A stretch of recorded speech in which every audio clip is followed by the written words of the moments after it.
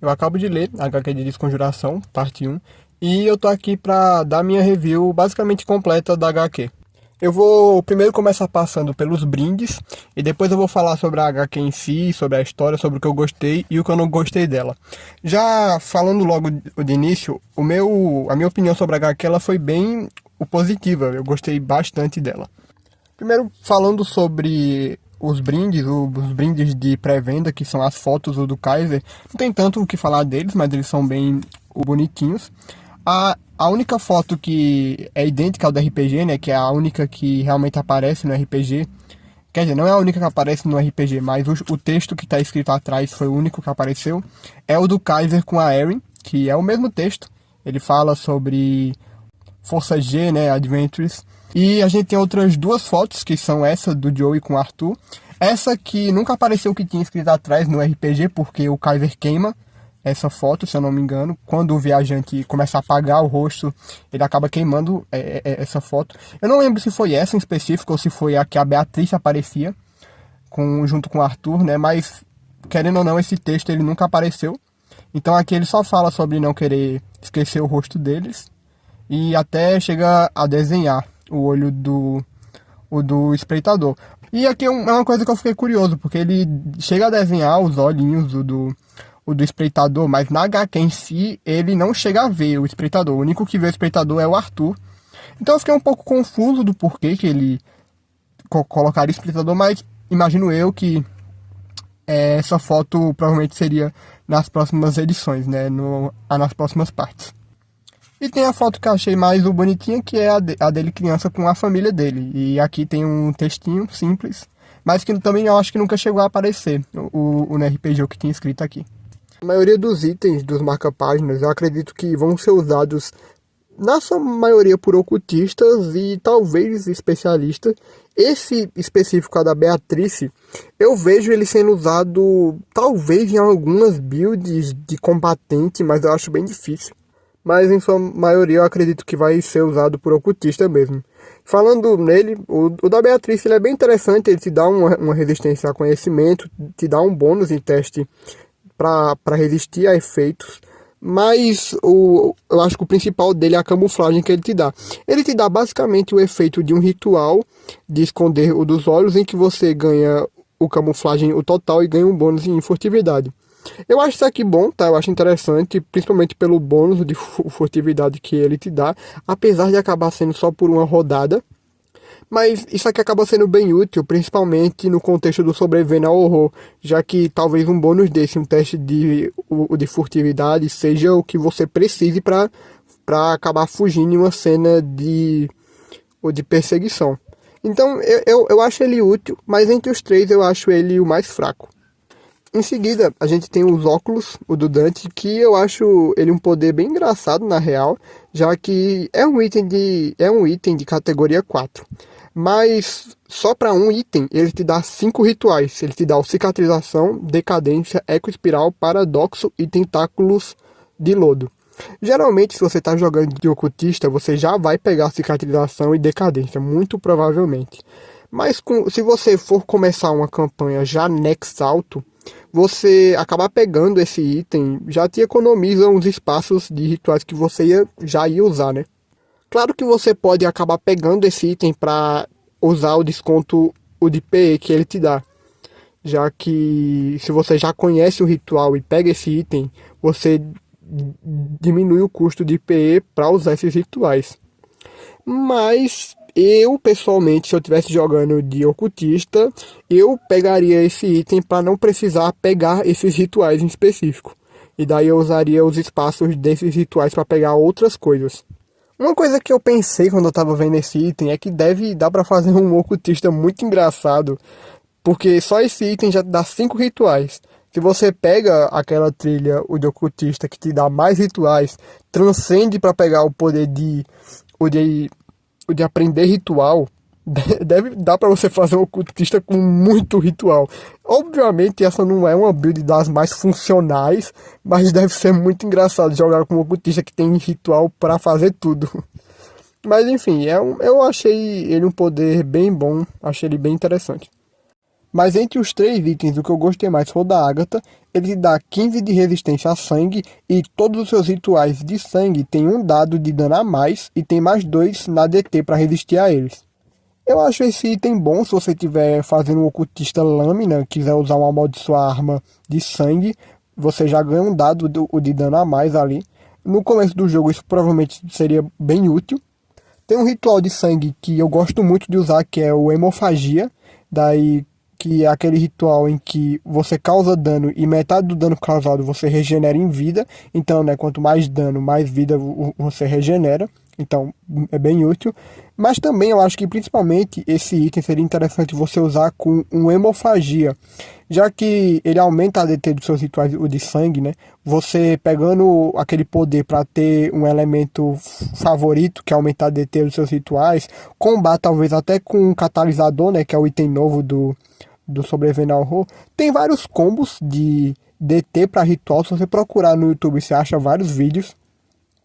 Então, você pegando, usando esse item e ainda fazendo mais combos de DT, você consegue ter um combo para ritual de sangue bem alto e você consegue usar um hemofagia tanto para tentar fazer alguém obedecer alguma ordem sua, tanto para causar o dano, né? Algum dano que de 10 o D6 ia para 11, né? Que seria bem útil.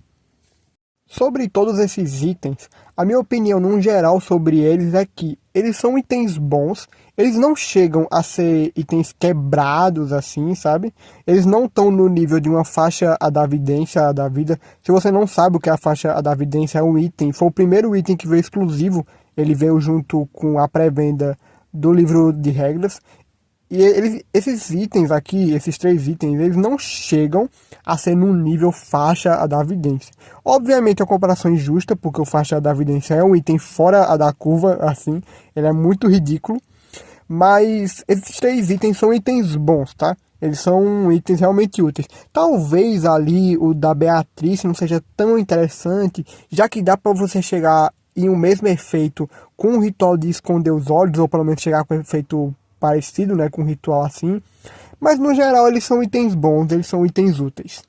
Agora, parando de falar um pouco sobre os brindes e falando sobre a HQ em si, essa HQ eu acho que ela tem uma das melhores páginas, é a minha preferida, eu acho, das HQs de ordem até agora. Eu vou pensar um pouco melhor ainda porque eu acabei de ler, basicamente. Mas a cena em que os scriptas chegam no orfanato, eu acho que é a minha página preferida. A das HQs de ordem ela é realmente bem linda. De primeira impressão eu não tinha gostado tanto porque ela acontece fora do orfanato e não dentro, que nem é no RPG. Mas depois de um tempo eu entendi que a ideia ali era provavelmente colocar eles contra o sol em uma cena que tivesse amanhecendo para deixar a cena com um brilho mais amarelado, para dar aquela vibe de conhecimento, sabe, que a temporada tem. E geralmente as HQs de ordem, pra mim, se destacam muito pela arte delas. As artes das HQs de ordem sempre são lindas. E eu acho que essa HQ em específico tem as minhas páginas preferidas, assim. O Segredo na Floresta parte 2 tem partes lindas. O Segredo na Floresta também tem a parte do Carniçal. A parte 2 tem a do Deus da Morte, que são páginas lindas. Mas eu acho que aqui em específico tem páginas que eu gosto muito. As 2 páginas, o do Espreitador, eu gosto muito delas. A página que o Henry aparece, que ele aparece todo bizarro no meio da escuridão, assim, eu achei muito legal. Tem uma vibe bem diferente do resto da HQ, acaba mudando um pouco o clima. Achei bem legal. E no geral, a qualidade da arte se mantém, a HQ tá linda, lindíssima. O ritmo da história também tá ótimo. Às vezes as HQs tinham essa crítica um pouco do ritmo, né? Principalmente o Segredo na Flecha parte 1. Muita gente criticou o jeito que a história parecia apressada. E aqui eu acho que eles acertaram bem no ritmo. O tempo que eles chegam no prédio, que eles saem, que vão pro orfanato, tá tudo bem certinho. Não me incomodou em nenhum momento. Falando um pouco sobre os personagens, a Beatriz foi uma grande surpresa para mim, porque aqui ela brilha muito, ela se destaca bem mais do que ela se destacava no RPG, principalmente nos momentos de ação, na luta contra o Síndico Sidney e até numa luta contra os Scriptas, no orfanato, junto com o Orfeu, que foi algo que eu achei bem legal. O Orfeu ele se destaca muito nessa cena, ele ataca um dos Scriptas. Foi uma das coisas que eu achei mais interessantes da HQ. A Beatriz também tem momentos muito legais, por exemplo, o momento que ela transcende, que ela lembra do Dante e do Arnaldo, é bem legal também. E aqui eu acho que não tem tanto sobre comentar, eu genuinamente gostei de como a HQ dá esse espaço a mais para Beatriz, ela poder ter os momentos dela em combate e brilhar mais, realmente curti muito ela. Outros dois que, pra mim, eu acho que foram os personagens que eu mais gostei de ver na HQ foi o Luciano e o Fernando. Os flashbacks deles são muito bons, assim, são lindos, você realmente consegue ver o quanto que eles se amavam. Inclusive, ainda não foi revelado na HQ o que aconteceu, né? Não foi mostrado ainda como que eles pararam no mesmo corpo. O Luciano chega a citar que o Dante acabou com a vida dele, mas nunca é revelado o que foi que realmente aconteceu ali. Uma coisa que eu queria pontuar é que a HQ, ela tem uma coisa que acontece desde O Segredo na Floresta, que é o seguinte. As relações dos personagens são divididos em duplas. Na HQ do Segredo na Floresta, o Tiago tinha uma relação muito profunda com a Alice, o Joe e o Carver tinham uma relação, eles estavam se conhecendo, tinham uma relação entre eles, e o Arthur acabou ficando meio de fora das relações ali. Aqui acontece a mesma coisa e é algo que me incomoda um pouco. Mas quando a gente tem um destaque em uma dupla, eles realmente é uma dinâmica muito linda. A dinâmica do Luciano e do Fernando, eles são lindos, assim, os flashbacks deles. Você consegue ver que eles se amam muito. Só que em outros casos isso acaba me incomodando um pouco e eu vou chegar lá. A Erin foi um caso que eu fiquei um pouco triste. A Erin, ela é uma personagem bem carismática e aqui ela continua incrível, ela continua sendo a Erin.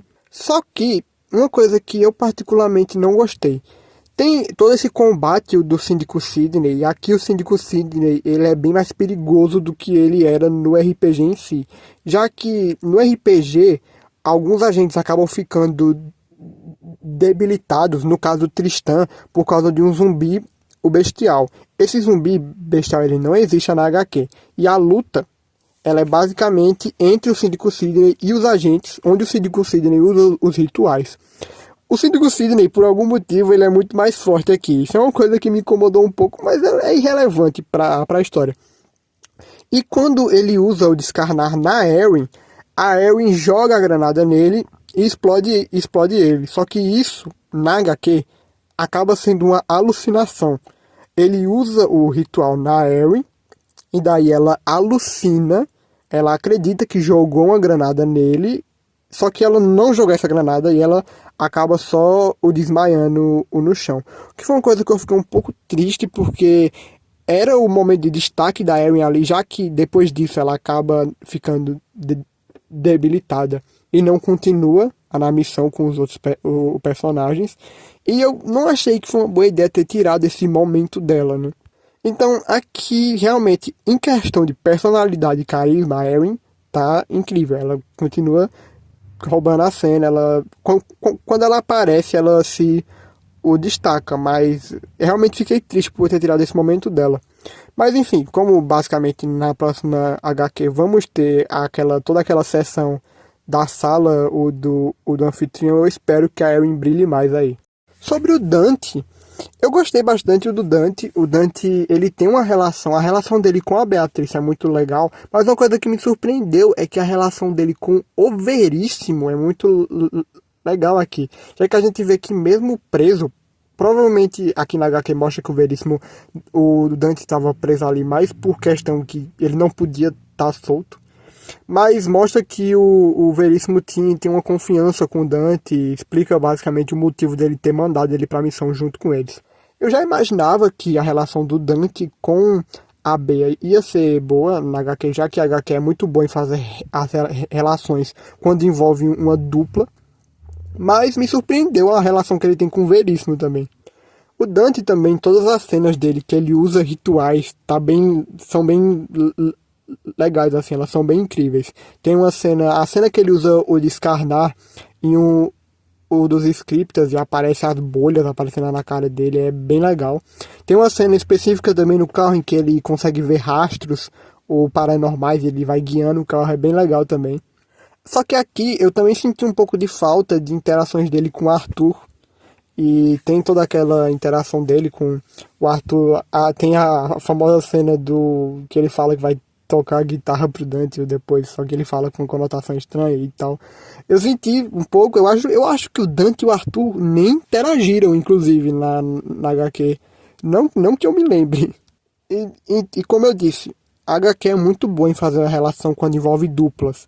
E daí o Dante interage muito com a Bea. Só que aí, quando sai um pouco disso, fica um pouco estranho. Eu não sinto proximidade entre os personagens. E aí que pra mim entra a questão do Kaiser, Joe e Arthur.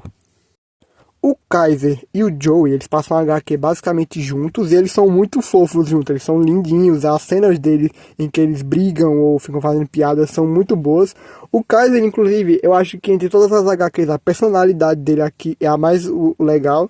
Tem até a ceninha em que ele chama o orfanato de Orfanato Santa o Mega Freira. E isso, inclusive, é uma coisa que eu acho que eles finalmente acertaram, que é um elogio que eu tenho essa HQ, que é o seguinte. Nas HQs anteriores, no Segredo na Floresta, eu não gostava das piadas. Eu não achava que eles acertavam a mão nas piadas. Tinha aquelas piadas da Elizabeth sem Sherlock Holmes, e daí tinha... Eu não achava que eles acertaram.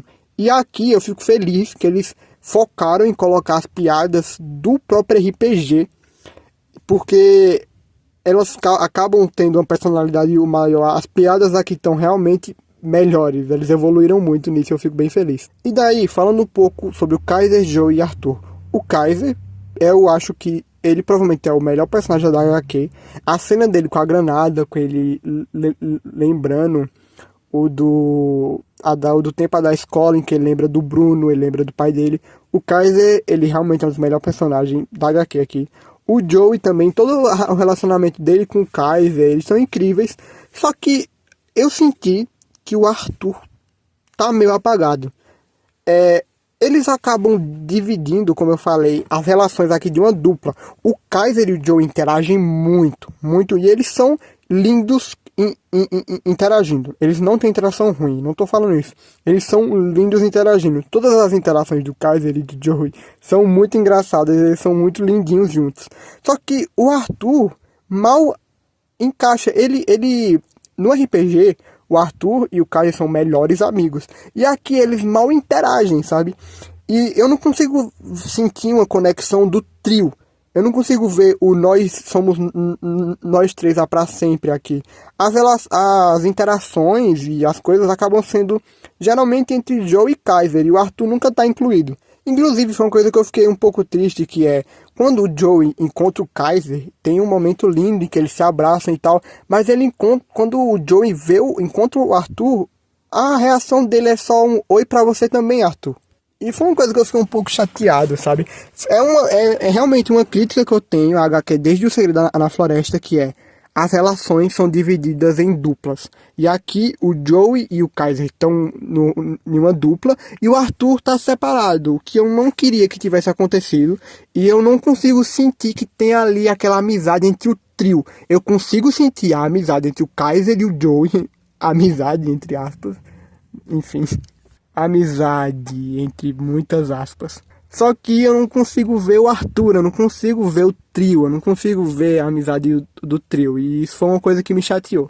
Mas enfim, o Kaiser, ele é um personagem incrível nessa HQ e talvez, provavelmente seja o meu preferido. Enfim, a minha opinião sobre a HQ é que ela tá realmente muito boa. Eu gostei muito da HQ. Eu tenho que pensar um pouco ainda, eu vou reler ela em um outro momento, porque eu acabei de ler, então não tenho certeza sobre o que eu vou falar agora, mas provavelmente é a minha adaptação preferida entre as HQs até agora.